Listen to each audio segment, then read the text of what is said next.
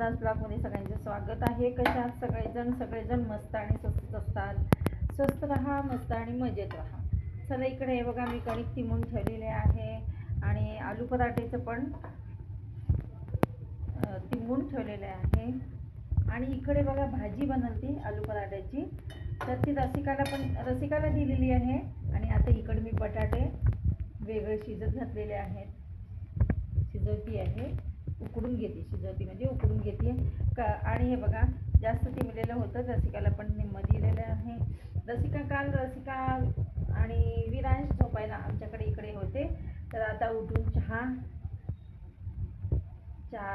पिऊन गेलेले आहेत। तर मग मी नाश्त्याची सगळी तयारी करून ठेवली ती विरांशसाठी आणि रसिकासाठी। म्हटलं आज आलू पराठे बनवूया, पण ती म्हणली मम्मी मी आता घरी जाते आणि घरचं सगळं आवरायचं, आज आहे शनिवार।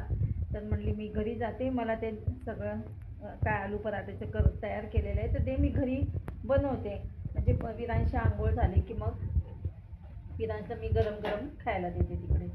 तर चला, मला इकडे आता मिस्टरांच्या डब्याची तयारी करायची आहे।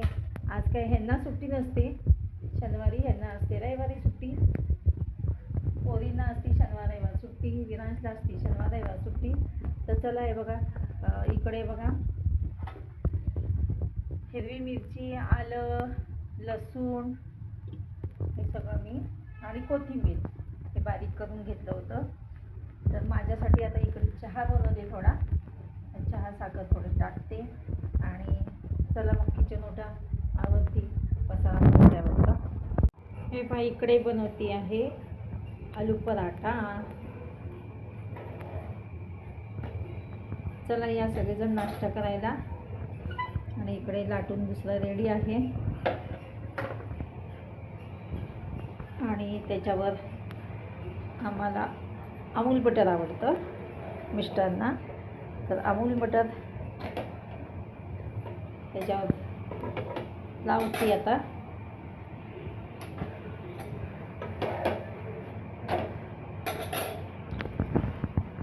बारीकच झाले, गॅस बारीक झाला हो। हे पहा इकडे पराठा तयार झालेला आहे, गॅस संपलेला होता, गॅस संपला होता ह्यांना, मग सिलेंडर लावावं लागलं, सिलेंडर लावले तोपर्यंत बघा पराठा कसा बनला इकडे। गुड इव्हनिंग फ्रेंड्स, चला मी घरी मगाशीच आले, देवापुढे दिवा लावलेली आहे आणि स्वयंपाकाला पण लगेच लागले, का तर उपदिस प्राजक्ताचे मिस्टर आलेले तिकडे आणि तो थोडं बाहेर गेलेले आहेत। आज विरांश, प्राजक्ता, प्रतीक, रसिका हे सगळे आता इकडे झोपायला जेवायला आहेत।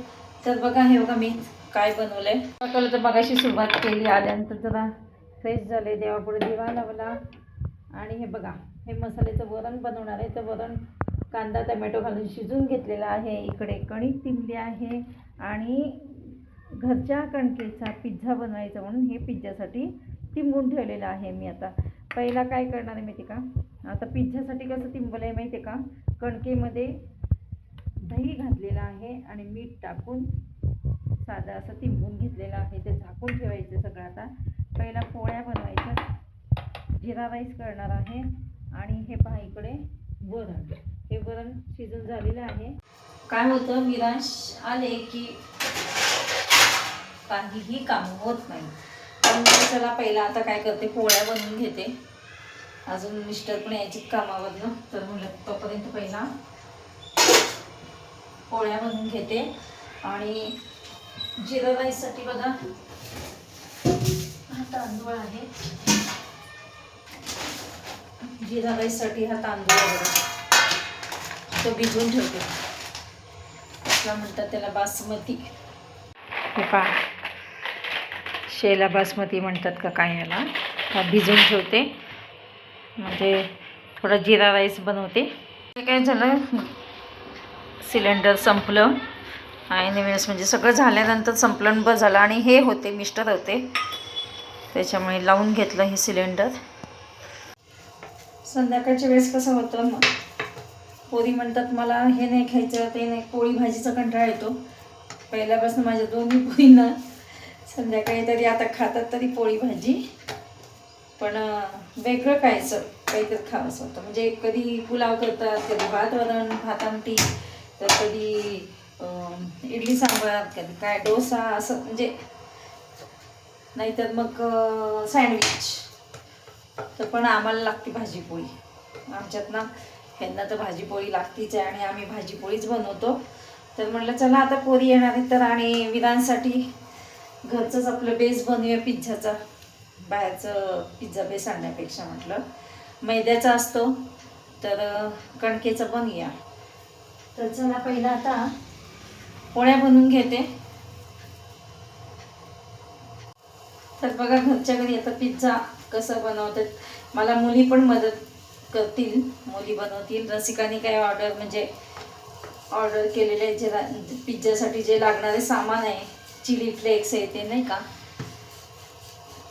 काय काय सामान लागतं. तर माझ्याकडे असतील चिली फ्लेक्स, पण ऑर्गेनो का काय म्हणतात ते वेगवेगळं काय काय लागतं.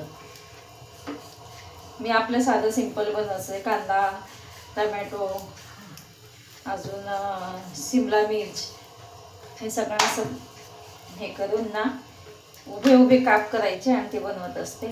पण आता बघू आज कसं बनवतात. मुली पण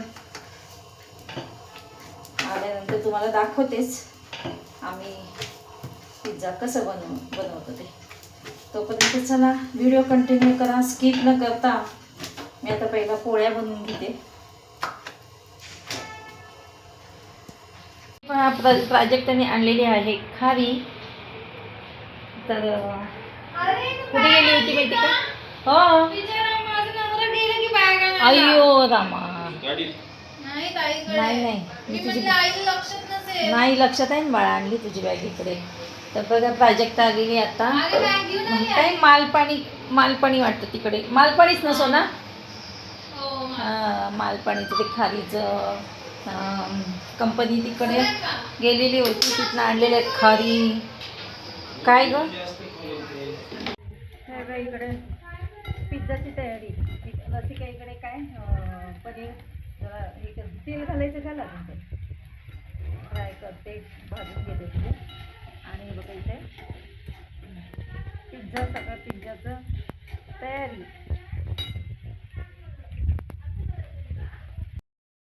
हे पहा इकडे पिझ्झा बेस बनवून घेते रसिका, मदत करते मला.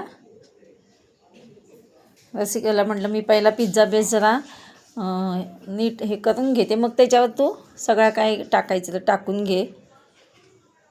हे पहा इकडं पनीर, ढबू मिरची, कांदा, ते म्हणले टमॅटो नको, आणि हे चीज आणि कॉर्न पण तिने ना, हे पहा इकडे कॉर्न पण तिने शिजून आणले होते, उकडून आणले होते म्हणजे. हे पहा आमचा विरांश कसं मस्तपैकी झोपलेलं आहे पांघरून. त्याचं घरचं आणलेलं आहे मऊ मऊ पांघरून. बघा मला म्हणतात आजी माझं घरचं पांघरून आणणार आहे मऊ मऊ. भीग आहे हा, भीग बापरे. हे पहा इकडं रसिका बनवते पिझ्झा.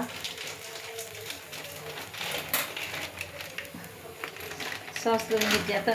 ते हे जे चीज नंतर टाकायचं का आधीच? बरं.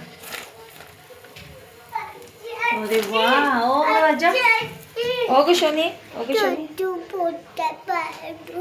काय रे बाळा? अरे पाकड पडतं की. शाणं बाळ आहे ग माझं. ओ ग शोनी, ये इकडं. हे पहा इकडं नसतिकानी मस्त पिझ्झा बनवलेला आहे.